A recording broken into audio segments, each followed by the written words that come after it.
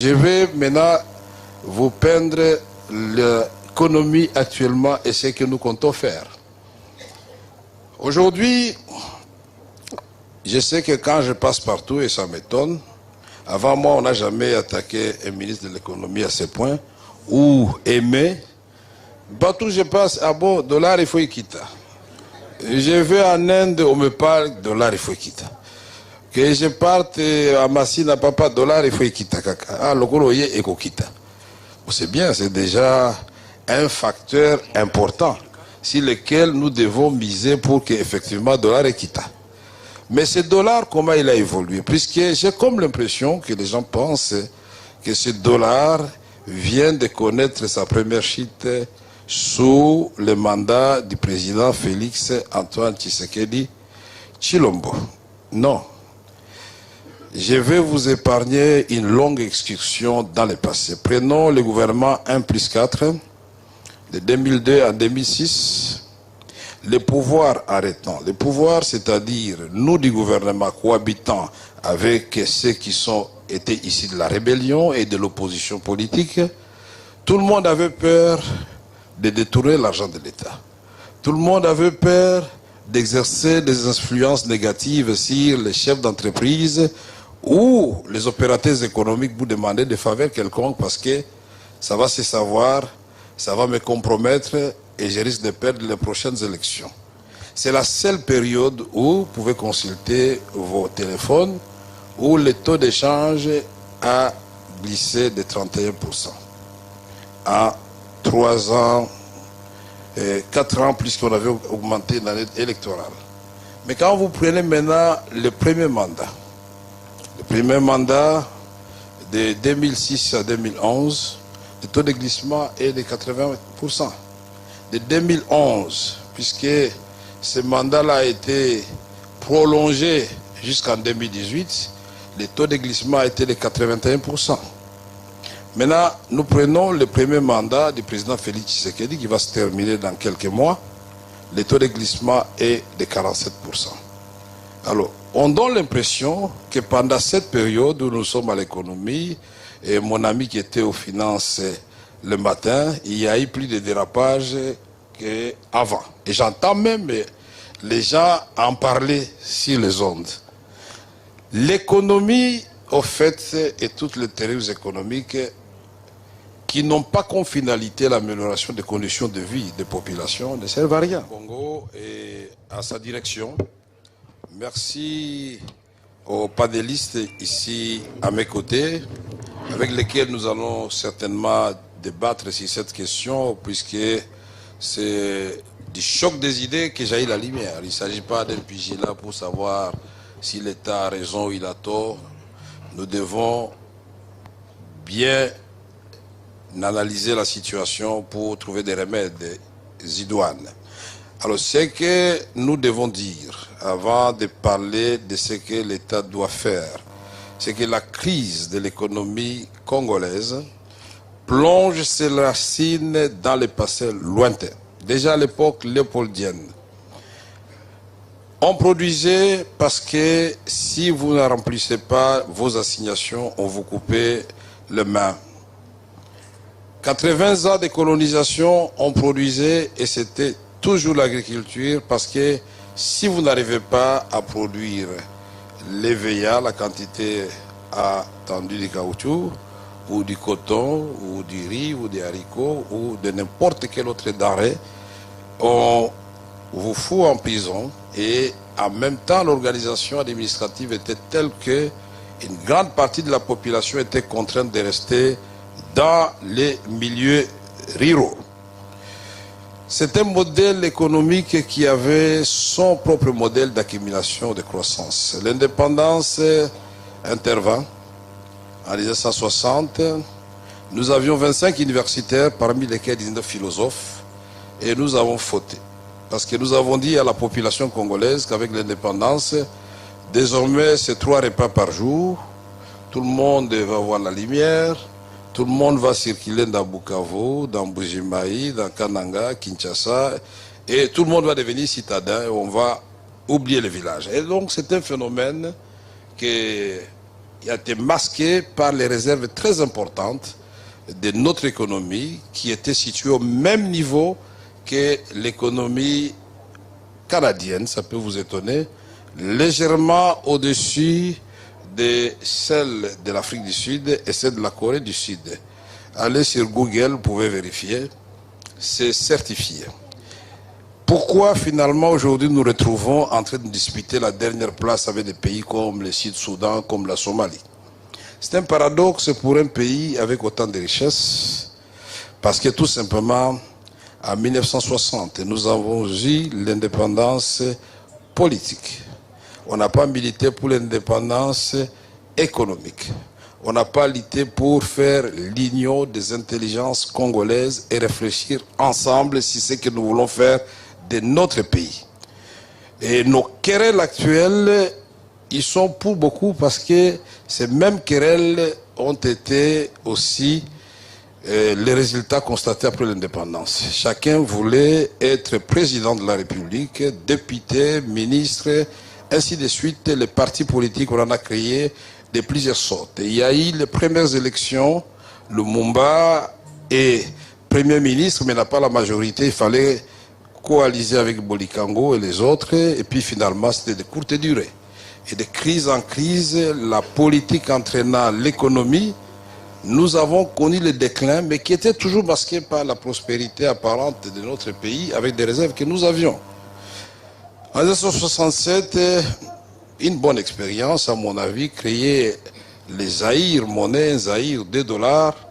C'est une expérience que d'autres pays sous-développés de l'Afrique qui auront du mal à vivre. Nous avons vécu cette expérience. On est passé des Zaïre au franc congolais. C'est toujours notre monnaie. Elle peut fluctuer dans un sens comme dans un autre. Au moins, c'était un instrument de souveraineté. En 1973, mais nous avons deux mesures. Les chocs pétroliers, la zaïrianisation, ça assène un coup à l'économie zaïroise. Et avant cela, il y a eu la nationalisation de l'AGECAMINE. Et quand on continue, il y a des mesures de rétrocession, radicalisation, et puis finalement les plans de stabilisation, objectif 80. En 82, nous sommes en programme avec le Fonds monétaire international, et c'est pour la première fois que moi, j'ai entendu le mot assainissement des ressources humaines. On va faire partie des gens de la fonction publique, et nous qui fûmes étudiants à l'époque, on va voir les transports des étudiants, les fameux Thomson coupés. La restauration, c'est une fois par jour, alors que nous en avions 3. Et nous avions marché à l'époque, pour qu'ils se souviennent, le maréchal Mobutu est intervenu, du moins la première dame, et puis on avait les poulets qu'on appelait Bobi Ladawa. Tout cela, ça démontre que le malaise était profond. On nous a demandé, c'est la rigueur, parce que les laboureurs, ils souffrent d'abord et puis ils récoltent après. Mais cette rigueur, finalement, le maréchal Mobutu lui-même a démontré en 86 qu'on ne mange pas la rigueur. Et puis finalement, il y a eu des profs d'université qui sont venus, le professeur Mabi, Kinzonzi et tous les autres. Ils n'ont pas pu redresser la barre. Pourquoi? Parce que le système était déjà verrouillé.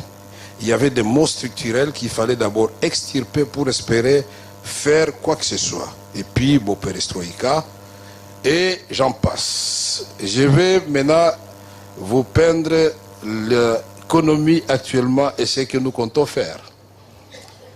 Aujourd'hui, je sais que quand je passe partout, et ça m'étonne, avant moi, on n'a jamais attaqué un ministre de l'économie à ce point, ou aimé.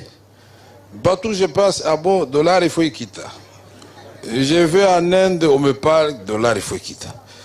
Que je parte à Massina, papa, dollar, il faut y quitter. Ah, le gros, il faut quitter. C'est bien, c'est déjà un facteur important sur lequel nous devons miser pour qu'effectivement le dollar est quitté. Mais ce dollar, comment il a évolué? Puisque j'ai comme l'impression que les gens pensent que ce dollar vient de connaître sa première chute sous le mandat du président Félix Antoine Tshisekedi Tshilombo. Non.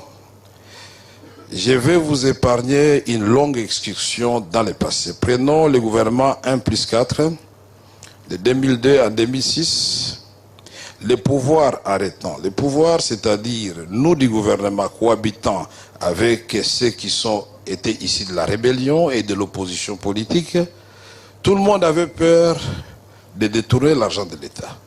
Tout le monde avait peur d'exercer des influences négatives sur les chefs d'entreprise ou les opérateurs économiques vous demander des faveurs quelconques parce que ça va se savoir, ça va me compromettre et je risque de perdre les prochaines élections. C'est la seule période où vous pouvez consulter vos téléphones où le taux d'échange a glissé de 31%. En 3 ans, 4 ans plus qu'on avait augmenté l'année électorale. Mais quand vous prenez maintenant le premier mandat de 2006 à 2011, le taux de glissement est de 80%. De 2011, puisque ce mandat-là a été prolongé jusqu'en 2018, le taux de glissement a été de 81%. Maintenant, nous prenons le premier mandat du président Félix Tshisekedi qui va se terminer dans quelques mois. Le taux de glissement est de 47%. Alors, on donne l'impression que pendant cette période où nous sommes à l'économie, et mon ami qui était aux finances le matin, il y a eu plus de dérapage qu'avant. Et j'entends même les gens en parler sur les ondes. L'économie, au fait, et toutes les théories économiques qui n'ont pas comme finalité l'amélioration des conditions de vie des populations ne servent à rien. Il faut prendre des mesures pragmatiques qui touchent directement à l'homme. Et cela, c'est comme quelqu'un qui veut semer le maïs. Il doit d'abord faire ce qu'on appelle l'opération pour défricher les champs, labourer, hercer, semer, arroser, et puis bon, il récolte. Mais les terrains sur lesquels nous allons bâtir la nouvelle économie, c'est notre cadre macroéconomique qui se présente comment. Même si, par ailleurs, nous résistons par rapport aux autres économies, aux chocs et aux effets externes dus essentiellement à la guerre en Ukraine, parce que nous sommes à 23% d'inflation. L'Argentine est à plus de 140% d'inflation, alors qu'ils attendaient 60%. Le Ghana est au-delà de 40% d'inflation. Ça peut vous paraître des chiffres qui ne disent rien, mais ça démontre quand même la résilience de l'économie congolaise. Pendant cette période, pour parler de l'économie, parce que sa finalité c'est l'homme, comment le gouvernement s'est comporté pour que l'homme ne sente pas ou ne soit pas anéanti par ces phénomènes qui n'étaient pas prévus au départ. Moi j'étais en France et j'ai l'avantage de vous dire que nous parcourions des kilomètres, 3 kilomètres pour trouver finalement une station ouverte pendant une période et vous approvisionner en carburant. J'ai vu comment on a coupé l'électricité dans certains quartiers. Aujourd'hui en Afrique d'ici c'est carrément le délestage, même dans les grands quartiers. Au Nigeria, pays producteur, on a brûlé des stations d'essence. En Angola, dernièrement, on a fait une augmentation de 25 centimes à 50 centimes de carburant, ça crée des émeutes. Moi qui vous parle, au nom du gouvernement, ici dans la section du président de la République, nous avons notre façon de faire. On a opéré des augmentations légères par amour pour vous, pour nous-mêmes et pour la population congolaise. Pourquoi? Parce qu'aujourd'hui, en réalité, je vois que Mike Losembe me regarde, Lenny Londo et du patronat, ils savent très bien que si nous appliquons la vérité des prix aujourd'hui, en réalité, le carburant coûte 4 000 et quelque chose, francs congolais à la pompe. C'est une subvention que l'État a accepté de supporter. Je voudrais remercier les opérateurs économiques du secteur pétrolier, puisqu'ils ont accepté, évidemment, de nous faire ce crédit-là et de vendre le carburant au prix le vend aujourd'hui, c'est-à-dire 2800 et quelques francs congolais. C'est une forme de soutien à la population. C'est une forme d'augmenter le pouvoir d'achat de la population. C'est une augmentation aussi des salaires qui ne dépassent son nom pour une catégorie de la population. Mais seulement, dans cette opération, nous devons maintenant, en tant que ministre de l'économie, ce que nous comptons faire, nous allons nous adresser quand même aux riches. Les entrepreneurs, et là je crois que la FEC va nous y aider. La grande consommation du diesel, ce sont les miniers. Et dans cette subvention que nous avons accordée, ils en profitent. Et jusque-là, nous avons perdu, ou ils ont bénéficié, de plus de 400 millions de dollars américains. Qu'est-ce qu'on ne peut pas faire avec ça? Et aujourd'hui, nous avons la gratuité de l'enseignement. Un enfant ne marche pas le premier jour. Vous pouvez dire que ce n'est pas parfait, mais c'est en apprenant à marcher, vous tombez que vous finirez par marcher. Le système de santé en France a mis des décennies pour devenir performant comme il est aujourd'hui. Alors, le tout, c'est avoir l'audace. Il faut oser. Quand on parle de 145 territoires, moi j'ai dit, commençons et commençons très vite. Donc, au fait, l'économie, c'est l'offre et la demande. J'ai suivi Eric Ambago tout à l'heure, et certainement doivent avoir fait de l'économie, puisque tout est économie finalement. Même nos mamans connaissent la fluctuation des taux d'échange. Elles savent que Massango a sous-sauté, bon, l'os comme Mouké, elles savent tout ça. Donc, toute l'économie, au fait, c'est devenu comme la politique. Vous ne vous occupez pas de l'économie et elle va s'occuper de vous. Donc, une économie où la demande est de loin supérieure à l'offre, c'est une économie où on ne peut avoir que des effets pervers que nous sommes en train de vivre. C'est une économie où nous mangeons 90% des biens qui viennent de l'extérieur. Une économie où nous produisons 90% des biens que nous ne consommons pas, c'est-à-dire du cuivre brut, des minéraux non transformés. Et voilà, notre challenge, c'est de transformer tout cela. Qu'est-ce que nous allons faire?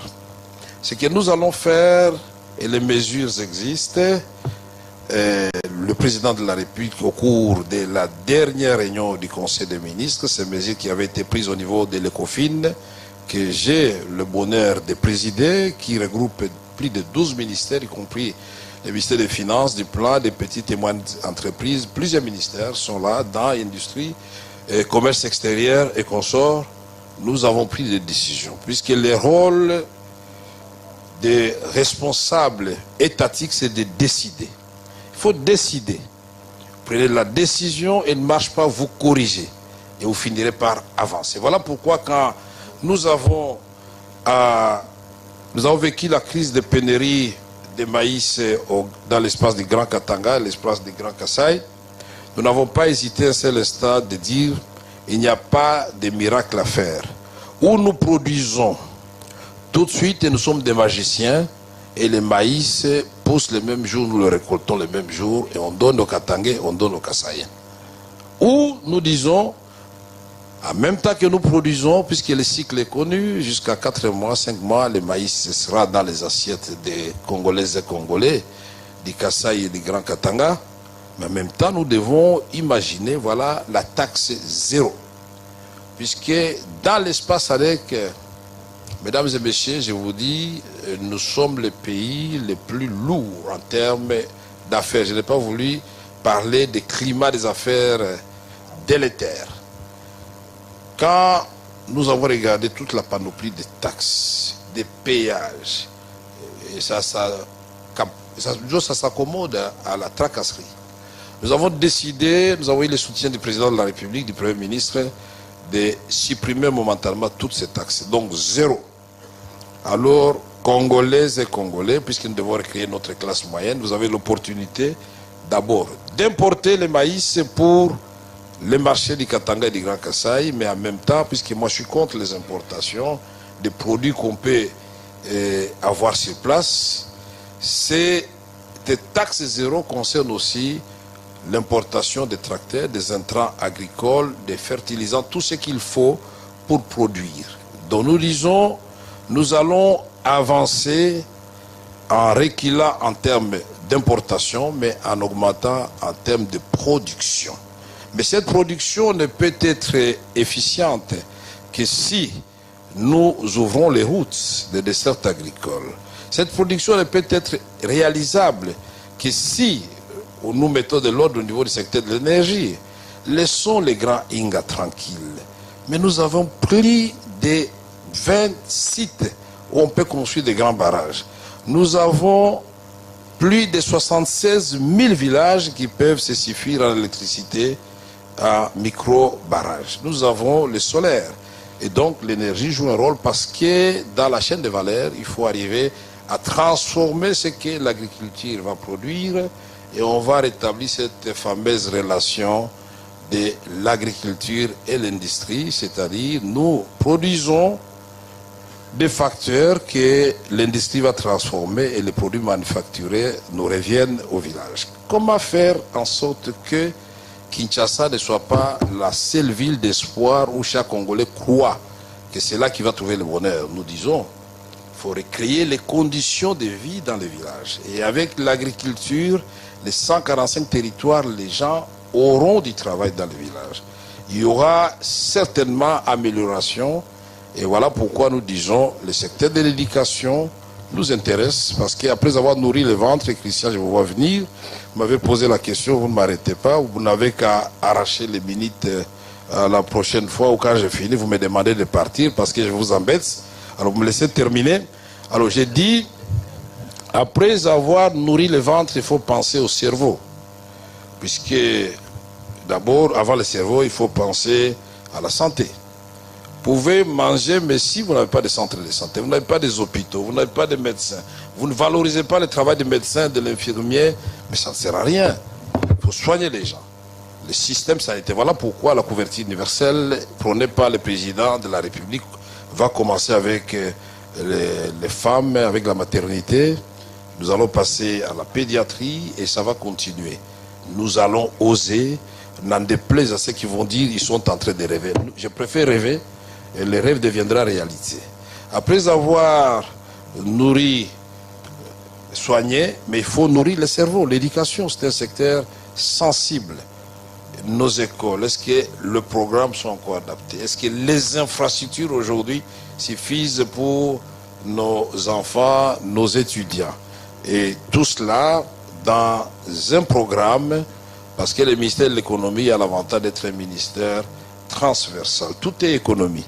Et notre rôle, c'est aussi d'assurer la cohérence dans les différentes politiques et initiatives initiées au niveau de chaque ministère, de telle sorte que l'action du gouvernement soit réalisée et comprise par la population. Mais le changement, c'est avant tout nous-mêmes, c'est-à-dire la population, puisque l'État, ce n'est pas un agent économique. Nous allons laisser aux opérateurs économiques le rôle de produire, d'où la présence d'Nkinzo ici pour les investissements, et je crois que de Denis Londo pour les patronats, et du DG de Cotrans, parce que l'État, ce qu'on lui demande, c'est de créer les cadres pour que les affaires se passent bien. Comment voulez-vous que moi, Christian Lusakweno, habitant de Béni, je puisse verser 100 millions de dollars, puisqu'il y a des gens qui ont beaucoup d'argent là-bas aussi, dans une banque sur place,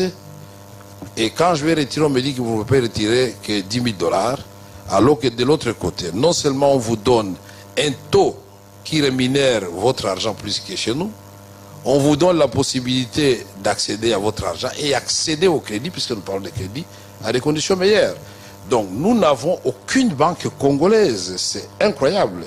Nous allons créer des banques congolaises, banques au niveau de l'agriculture, banques pour soutenir les petites et moyennes entreprises, puisqu'on ne peut pas avancer sans cela, banque, parce que le système bancaire, sans repousser les autres, nous devons nous en approprier et faire du crédit à nos populations. Tout cela, Christian, vous me direz, nous sommes en train de rêver. Mais il y a 50 ans, tout le monde s'est moqué des Chinois. Mais aujourd'hui, je voudrais savoir qui peut lever son petit doigt pour dire que c'est du Shinto, que ça n'existe plus. L'expression a carrément disparu. Eh bien, le Congo deviendra la Chine ou le Brésil de l'Afrique. Les autres pays tout autour, ça sera Singapour, ça sera peut-être le Japon, Taïwan. Ne vous en faites pas, tout le monde aura son rôle à jouer. Merci.